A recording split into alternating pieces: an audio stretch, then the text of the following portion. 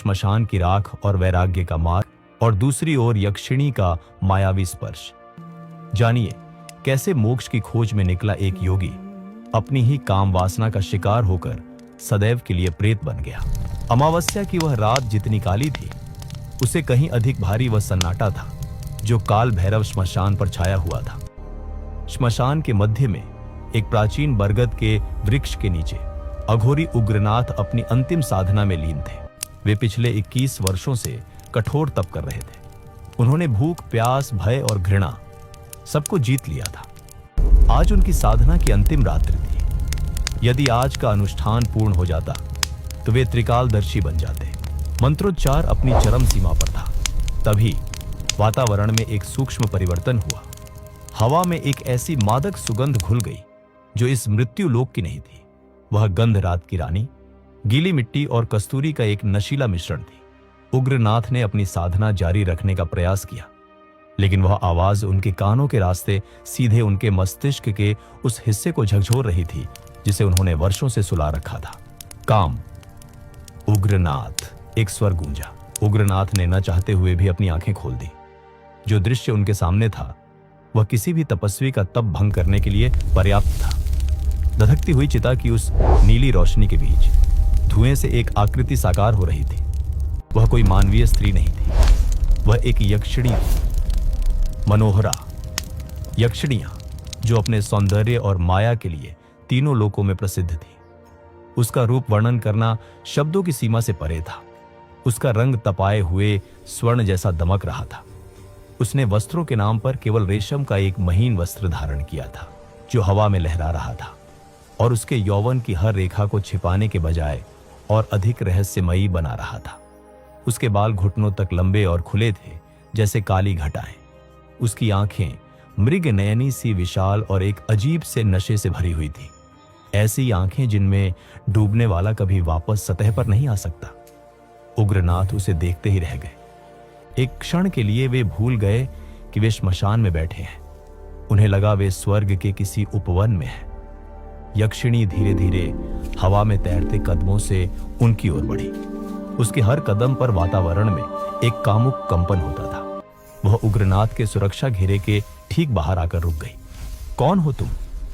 उग्रनाथ ने कड़ी चकती आवाज में पूछना चाहा, लेकिन उनके गले से निकला स्वर आश्चर्यजनक रूप से कोमल था। यक्षिणी मुस्कुराई। उसकी मुस्कान में एक साथ भोलापन और कुटिलता दोनों थे। मैं तुम्हारी सिद्धि हूं, उग्रनाथ, उसने कहा। मैं तुम्हारी वर्षों की तपस्या का फल हूं। क्या तुम मुझे पहचानते नहीं? उग्रनाथ का मन डोल गया। शास्त्रों में लिखा था कि साधना सिद्ध होने पर देवी शक्तियां प्रकट होती हैं। उनका अहम जाग उठा। उन्हें लगा, हां, मैंने कर दिखाया। स्वयं यक्षिणी मेरी सेवा के लिए उपस्थित हुई है। यह उनका पहला भ्रम था। तुम यहां क्यों आई हो? उग्रनाथ ने पूछा। उनकी नजरें यक्षिणी के सुडौल कंधों और चमकती त्वचा से हट नहीं पा रही थी। यक्षिणी ने अपनी बाहें फैला दी। मैं तुम्हें वह देने आई हूं जो मंत्रों से नहीं मिलता। तुम शक्ति चाहते थे ना? लेकिन शक्ति का अंतिम रूप तो आनंद है। मैं तुम्हारे लिए रति और मोक्ष का कलश लेकर आई हूं। यक्षिणी उनके करीब बैठ गई, इतनी करीब कि उसकी सांसों की गर्मी उग्रनाथ के भस्म लगे सीने को झुलसाने लगी। उसकी सुगंध ने उग्रनाथ के दिमाग को पूरी तरह से धुंधला कर दिया।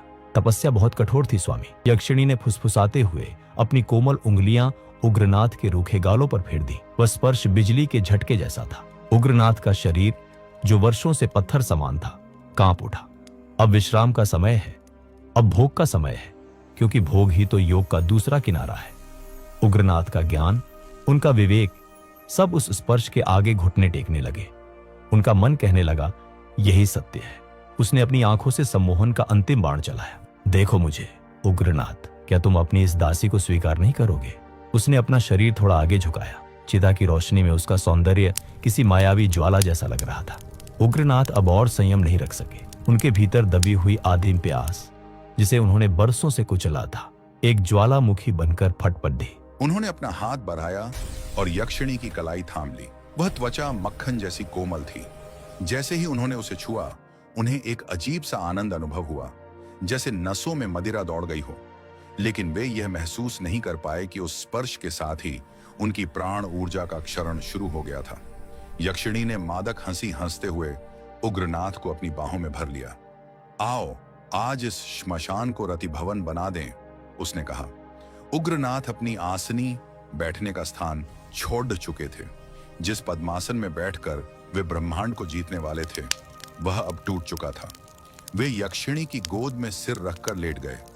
यक्षिणी ने उनके माथे को चूमा, फिर उनकी आंखों को। वह मिलन एक भयंकर तूफान जैसा था। उग्रनाथ को लग रहा था कि वे आनंद के सागर में गोते लगा रहे हैं। यक्षिणी का हर स्पर्श उन्हें स्वर्गिक सुख दे रहा था। वे अपनी सुध बुध खो बैठे। उन्हें न मंत्र याद रहे, न शिव, न मोक्ष। उन्हें केवल यक्षिणी का वह गर्म सिहरन पैदा करने वाला शरीर याद था। वे जिसे रति क्रीड़ा समझ रहे थे, वह वास्तव में एक प्राण शोषण प्रक्रिया थी। यक्षिणी उनके ऊपर छाई हुई थी, जैसे आकाश पृथ्वी पर छा जाता है।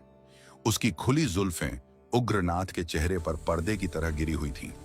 उस अंधेरे में उग्रनाथ की काम वासना इतनी प्रबल हो गई कि उन्होंने अपनी आत्मा का द्वार खोल दिया। और प्रेम करो, मुझे अपना सब कुछ दे दो, यक्षिणी ने कानों में फुसफुसाया। उसकी आवाज अब भारी और गूंजती हुई थी। और उसी क्षण वह अनर्थ हो गया। जैसे ही उग्रनाथ ने चरम सुख के क्षण में अपनी ऊर्जा को मुक्त किया, यक्षिणी का रूप बदलने लगा। लेकिन उग्रनाथ की आंखें वासना की धुंध से इतनी भरी थीं कि वे देख ही नहीं पाए। वे जिसे अपनी पौरुष शक्ति का प्रदर्शन समझ रहे थे, वह असल में उनकी मृत्यु का आलिंगन था। यक्षिणी ने अपने नाखून, जो अब कोमल नहीं बल्कि लोहे जैसे सख्त और नुकीले हो चुके थे, उग्रनाथ की पीठ में गड़ा दी। उग्रनाथ कराह उठे, लेकिन दर्द में भी उन्हें आनंद का आभास हुआ। वे पूरी तरह से मायाजाल में थे।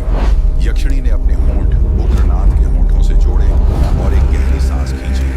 उस एक सांस के साथ उग्रनाथ के शरीर से 21 वर्षों की तपस्या का तेज, उनकी जीवन शक्ति और उनका प्राण तत्व सब कुछ खींचकर यक्षिणी के भीतर चला गया।